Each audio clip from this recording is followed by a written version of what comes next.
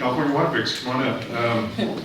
You know, Jennifer she knows a lot about the Water Fix, being the general manager of State Water Contractors, and certainly the talk of tunnels conjures up a lot of interest one way or the other, and she's going to be able to explain everything that we want to know about the tunnels. Jennifer. Welcome, Jennifer. Thank you. Okay. Just don't ask me any engineering questions.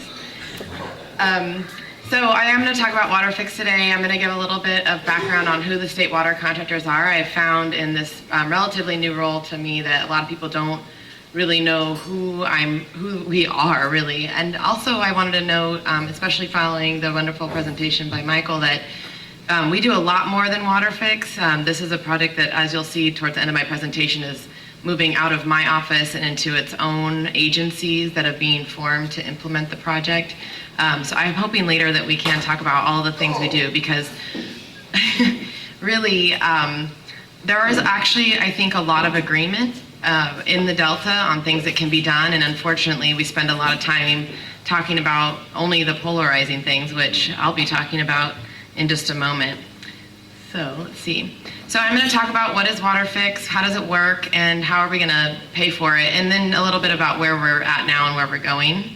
But quickly on the State Water Project Contractors. So the Department of Water Resources holds a water right that is held in Oroville and is exported through the North Bay Aqueduct in the North Bay area to Solano and Napa counties, and then the Banks export facilities that go to the San Joaquin Valley and into the Southern California region. There are 29 public water agencies that contract with the department for that water, and 27 of them are members of my organization. And DWR administers the contracts and the water rights, and they bill the State Water Project Contractors to implement the project. So it's actually 27 million people. A couple of babies maybe have been born since I put this slide together, and there's but still 750,000 acres of farmland, so that's good. And we are in Silicon Valley. We're so the South Bay area, the San Joaquin Valley, Southern California, and as I mentioned, Napa and Solano, and Yuba City is one of our members. Butte County and Placer County are also State Water Project Contractors. They're not members of my organization, though. So this is a map showing where the service area is for the State Water Project. It's pretty broad. Many Californians get some or part of their water. So the Delta, the current status, I think Michael touched on some of this, but really quickly in terms of the context for the California Water Fix. First of all, the regulatory environment is always changing, and it hasn't actually been to the benefit of either water supply or the ecosystem. They're both continued on a downward trajectory. And in fact, when we model this, we look at a reliability for the State Water Project that's reduced by about 15% over the last 20 years. I'll show a slide of this in a minute. We are projecting further declines, in large part because of all of the topics that were just discussed: climate change, sea level rise, the requirement by the projects to be responsible for sea level and salt intrusion, as well as continued regulatory restrictions, including what the state board is proposing of unimpaired flows of 55% in the rivers that would largely come from the projects if implemented. We know that climate change impacts are uncertain, and when I say this, I don't mean that I'm uncertain if they'll occur, but really how they'll express themselves in the system. I think we're seeing every day more and more modeling about what that's going to look like, and right now we're thinking it's flashier, so longer droughts, but then huge amounts of water that come down, so kind of what we just saw in the last 5 years. Biggest drought on record, biggest wettest year on record, all within a few years. So the purpose of Water Fix is really to restore some reliability to the State Water Project. And so I'm going to talk about how it's going to do that. So here, I'm a picture person. This is, let's see, is this, oh, yep. So this right here is when the biological opinions that were briefly referenced earlier were first put in place in 2008 and 2009 from the National Marine Fisheries Service and Fish and Wildlife Service for the smelt and salmon Delta criteria, and also Shasta operations. And then this was just another decline, I think, related primarily to, yeah, that's the same decline, I'm sorry, so 8 and 9. So As the regulatory environment continues to change, we are expecting to see continued decreases in our yield. We are billed basically no matter what. So our table A is our contract amount, and it doesn't matter if it's delivered or not. So that means that our costs continue to rise even as our delivery goes down. This is a 60-year-old system. You may have heard of Oroville Dam, so we do have some aging infrastructure as well. So we are continuing to pay for that, and there's aqueducts. I don't have a slide here, but hundreds of miles of aqueducts. It's a big system besides the Oroville Dam. So anyway, I want to just point out the costs are going up, the yield's going down, and then we've got climate change that's creating a massive vulnerability and variability. So the purpose of WaterFix, again, restore reliability. We currently export water down here, as does the federal Central Valley Project. And the idea is to create a dual conveyance system where you can divert from either 3 intake locations on the Sacramento River north of the Delta or in the northern portion of the Delta, as well as in combination with the existing export facilities. So how do we balance where fish are, salinity impacts, other things we're trying to manage in the Delta? This is creating flexibility to respond to the variability that we're expecting to see.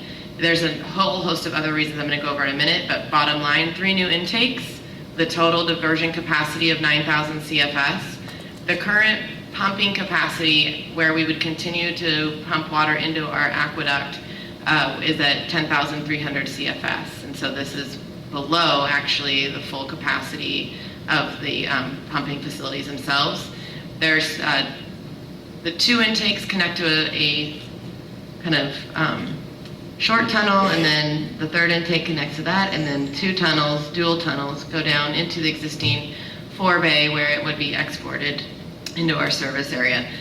It also includes modifications to the forebay itself in order to allow for that water to come in, which would be essentially fish-free because of the screening technology I'll talk about in a minute.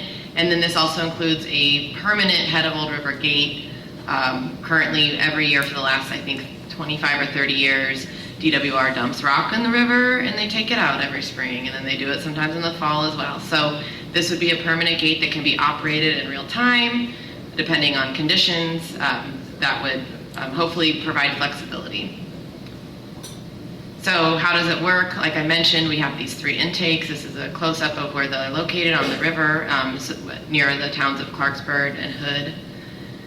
The fish screens are adjacent to the river, and so the idea is that as water is flowing through the river, it's bypassing these screens rather flowing into the screen, which is essentially how it works right now in the South Delta. It's perpendicular in the South Delta, and so this is parallel in a way that we hope that by the design as well as the operations can minimize fish entrainment and impingement, and then they'd go into sediment basins where sediment fall out and then into the tunnels I described. This is a close-up of the fish screen. This is not fully designed. There's commitments to implement a technical working team that would include fisheries agencies and other experts in order to finalize the design, but the idea is to create some refuge around them, that they are, well, here's the next piece of it. This is how small the screen slats are. And the idea is that if you operate this correctly, if you have fish migrating by and you can shut them down, which is what our criteria propose, then they're not making diversion or very little diversion depending on the specific hydrology. Fish will pass and then they can turn them back on. And that's kind of the operation. But just in case there's anything, we still have these screen design. And this design is for Delta smelt, which are like this big, even though Delta smelt really don't even occur in this area, which is one of the reasons the location's been selected. So we're really trying to protect our salmon, which are this big coming by. So we think this is a pretty protective system. So we do have the benefits of WaterFix that are the environmental water supply reliability. I think Michael alluded to it, but I think it's really important to understand that in the Delta, the extent to which the ecosystem improves will improve water supply reliability.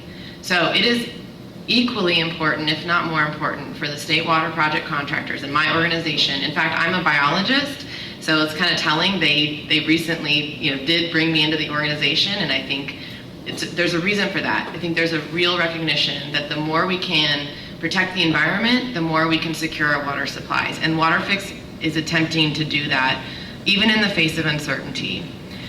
We're hoping, again, this improves our reliability. The main reason that we've had a problem with the BIOPS, and I showed that dip, is that the 2008 and 09 BIOPS essentially created restrictions on when and how we could move water into the South Delta. And there were restrictions called Old and Middle River reverse flows. And so the South Delta pumps were pulling water from north to south, essentially Sacramento River water through the Delta and into the South Delta facilities. And the fish agency said, nope, you've got to limit that. And that's really the main cost of the biological opinions, other than the 500,000 acre feet that cost us in Fall X2 every year for Delta smelt that will probably perish. And but moving the intakes in the north and being able to operate these in conjunction with each other, the north facilities and the south facilities, allows us to minimize what we call reverse flows. So we can not have as strong a pool north to south and rather let flows more naturally from east to west out. The flexible operations are really key, especially when you're talking about things like climate change, sea level rise. The intakes are actually a lot higher in elevation, given their the distance from the Golden Gate. And then we will have improved water quality. Right now, these good portion of the water is diverted from the San Joaquin River into the South Delta, and so diverting farther from the Sacramento River reduces salinity and treatment costs for our water users. And the cost-effective bullet I want to point on too, our contractors have invested billions of dollars since the 1960s in the State Water Project. So locally and at a statewide level in this system. And so this relatively minor piece of the State Water Project is very, very cost effective. And I say it's minor because it's 35 miles compared to the hundreds of miles of aqueduct we have, multiple pumping plants, over the Tehachapi's, multiple reservoirs. So this is a very polarizing project, but it's actually a very small piece of what would be the State Water Project. And that's what makes it cost effective to our members. So this is the water supply analysis that we've done. If you model existing conditions, we get about, this is total State Water Project and Central Valley Project exports from the Delta. And long-term annual average, of course, depends on the hydrology, of about 4.7 million acre feet. We did some interesting kind of what I call real no action modeling, and we said, okay, what if the state board implements unimpaired flows? What if we have super extreme climate change? What if we have moderate climate change? What if the state board implements something more moderate? And what we get is all around the same answer, which is a reduction of water supply to about 3.5 to 3.9 million acre feet, so pretty substantial reductions. And what we're trying to do with WaterFix is just stabilize and restore to existing conditions. And I think it's been criticized that, oh, it's no new water, but in fact, when you really have a long view and you look out in the future and say, what does the future really look like for the water supply, that this project makes a lot of sense for making sure to protect the supplies that we have currently. So I'm going to talk a little bit about the cost and supply analysis. You may all follow the Metropolitan Water District of Southern California's multiple WaterFix votes. What they've landed on is that 67% of the capacity and cost associated with the project would be borne by the State Water Project contractors as a group.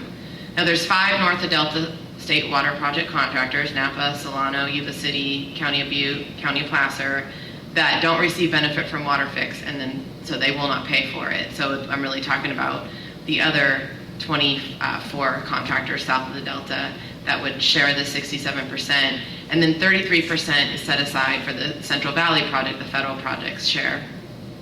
And the benefits would accrue according to the costs that are paid.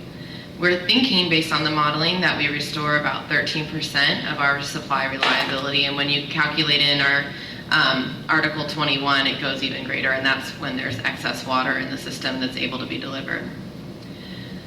So I've touched on this. I'm giving 2 people's presentations in my 30 minutes, so I'm going to speed up a little bit. But so we do have improved flow patterns because, again, we're reducing this unnatural movement from the north to the south, really trying to promote what was historically the outflow from the San Joaquin and Sacramento rivers. We're reducing the risk of entrainment in two ways. One is we're moving the intakes outside of where delta smelt occur. Second, we're reducing those reverse flows that might draw them into the South Delta. I guess there's a third in that the screen technology is so much better. What we're dealing with in the South Delta are these big louvers. The screens are about this far apart, and they were designed in the 60s, and they're perpendicular. So once a fish enters, it's really difficult to help the fish and save them. So this is just hopefully keeping them off that side channel. Water passes by, fish pass by, but if they happen to come near it, we're hoping to keep them out. The water fix also includes a whole host of habitat actions, a lot of restoration, refugia, channel margin habitat in and along the Sacramento River near the screens, as well as some tidal restoration. That's not to mention the Eco Restore program, which was previously part of the Big Delta Conservation Program, which is also being implemented by the Department of Water Resources separately. We've seen this slide, I'm gonna skip through it. On climate change, really briefly, we're expecting a 55% increase. That's the current estimates by 2100, and a 200-year flood frequency, which is much greater in the Sacramento region than has been planned for. And luckily, some of our flood planners are working towards that, so thanks to those in the room that help us with that.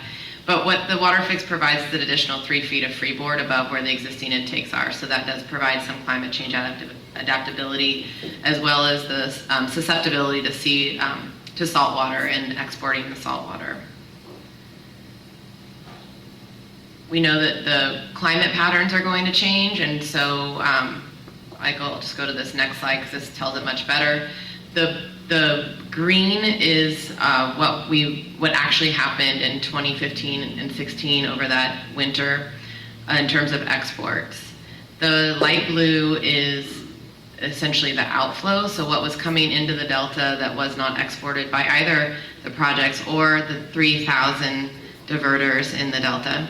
And the yellow shows if water fix had been in place, what would have been able to be exported to the projects as well. And what's important here is to notice a couple things. First of all, we're not draining the Delta, but also what we're following is this hydrologic pattern. So when there's a lot of flashy water coming in is when the intakes can most be used effectively. So you've got a big flush of water coming on the Sacramento River, and we're taking a comparatively small piece of that water from the river during those high flow events. And this is protective of fish, it's protective of salinity intrusion. It's a relatively minor component of what is coming on the Sacramento River, and hopefully that is clear in this slide, but we can talk through that a little bit more.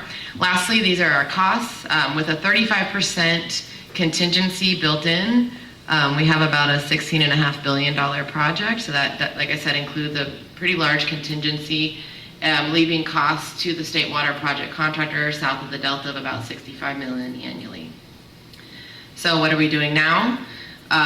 Like I said, there's 5 north of Delta contractors who won't benefit and won't pay. That is part of a contract amendment that we are currently working on.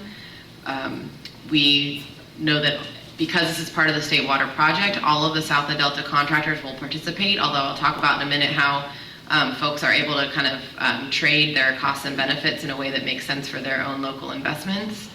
We have 12 contractors last fall who supported, took resolutions of support of water fix, and now what's happening is resolutions in order to actually form and join 2 joint powers authorities. One is the Delta Conveyance Design and Construction Authority, JPA, and one is the Water Fix Finance, JPA. As of today, 8 contractors have joined what we call the DCA, or the Design and Construction Authority, and 6 have joined the Finance JPA, but I do expect several more to be taking board actions by the end of the year. So the DCA was formed in May. Its sole purpose is to just complete design of the project and construct the project, and then it will go away. We have 4 of the 5 board members are currently sitting and active, and a number of RFQs are on the street. And we expect that this entity, this JPA, will be up and running and fully functioning by the end of the year with its executive director and its program managers and engineering design manager, et cetera. DWR still oversees the design In construction, they have a different office called the Delta Conveyance Office, and that office would coordinate with the DCA to ensure that we're meeting all of the engineering standards of the department. The Finance JPA was formed in July 2018, and its purpose is to issue bonds until validation around the bond issuance on this project is resolved. Like the DCA, 4 of the 5 board members have been appointed and are sitting, and the primary action that this entity has taken thus far is to submit a water infrastructure financing investment application loan. I think that's what that stands for, but basically this is letting EPA, who oversees the WIFIA loans, which are infrastructure investment loans nationwide, that we are interested in applying for the loan, and so we haven't heard back yet if we will be asked to actually submit an application based on the letter of intent. We have a December 3rd deadline, though, for additional State Water Project contractors to join the Finance JPA, and actually CVP contractors are welcome as well when they're ready. So how are we going to pay for it, speaking of CVP? So we all know Westlands voted not to participate as of now. That, to be clear, that is mainly an artifact of how Reclamation conducts their billing and allocation of water supply for their contractors, and hopefully that can be sorted out so that they can come into this project. They've been supporters of this concept and project since its inception and all the way until that vote. But for now, in order to move the project forward, what we have is, like I said, 67% that's allocated in both the benefit and cost to the State Water Project contractors, and 33% that is unsubscribed at this time, but is Metropolitan is planning to fund it in order to keep the full project, which we think is the right size project, moving forward. And this graph is just showing Metropolitan's piece of it here under State Water Project and here, so they're a pretty large player. So like I mentioned earlier, we are creating ways in order to allow people to right-size their own costs and benefits of the project south of the Delta. And so this is another aspect of the contract amendment that we're working on. And basically, everybody south of the Delta will be billed as they already are for State Water Project charges. But if you're somebody that says, I'd like more benefit of State Water Project, then you might find someone who'd like a little less benefit of the water fix. And so what is starting to be worked out among contractors are these long-term transfer agreements that would allow for people to make adjustments in their supply and costs. And there's a number of potential sellers and actually quite a few other buyers in what's shown on this slide, but some of that needs to go through boards. The general concept right now is that about 80 to 85% is retained by, it shows up in benefit through Table A. And another portion of it shows up through Article 21, which is extra supply in wetter years. And there's also benefits that are accounted for in these transfer agreements related to an emergency outing. So for example, if we do have an earthquake and levee fail in the Delta and South Delta facilities are inaccessible, these transfer agreements are allowing for 1 year of emergency supplies to be provided to the seller through the supplies that would be provided through the water fix. And then there's also some Article 21 benefits that get allowed, and transfer benefits that are retained by the seller. So how it works is the seller will pay all of the State Water Project costs, so they're going to get their bill, but they're going to send a bill to their transfer partner for whatever that agreement looks like. The seller would still retain their Article 21, their ability to use the capacity to transfer non-project water, and would retain their 12-month emergency supply. Now, some people don't want this, so this is just an example of what two contractors might be working out. But the buyer in that instance would receive the Table A supplies associated with that. They would receive any transfer amount that's linked to that allocation, and then after a 12-month outing, if that were to occur, and hopefully it wouldn't, they would receive all the supplies and they would pay the 85%. This is just an example. Those that are working on these transfer agreements, this is how they're figuring it out, is based on the allocation. If it's between, for example, 51 to 60%, then they would receive 7,000 acre feet per 100,000 acre feet of the Table A contract amount. I'm going fast, and I know there's a lot of concepts you all aren't maybe familiar with, but just giving a flavor of how people south of the Delta are moving their benefits and costs around. So that's it, rushing through. Am I on time? Yes, a couple minutes off.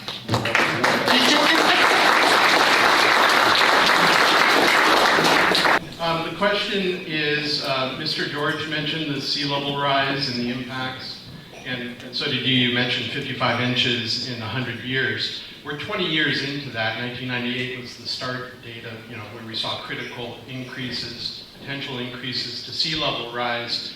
The NOAA has a buoy at Golden Gate with historical data as to sea level. We're 20 years into this period. At that rate of increase of 55 inches, that would indicate, if it were equally spread over those 100 years, that we'd be at an 11-inch sea level rise at this point.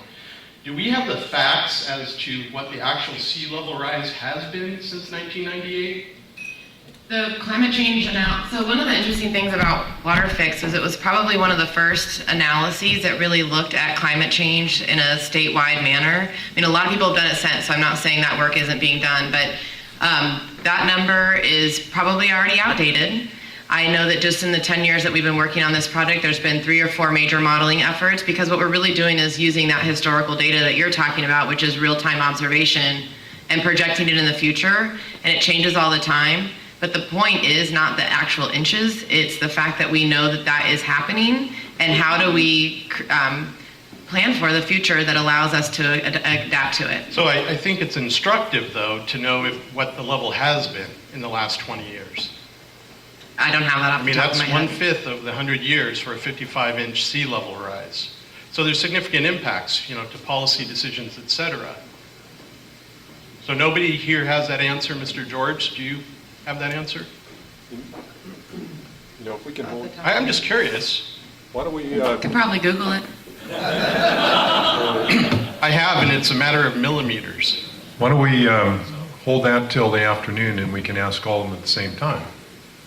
Okay, just trying to keep on schedule. I know if people have questions, write them down for Jennifer this afternoon. Thank you very much. Great presentation.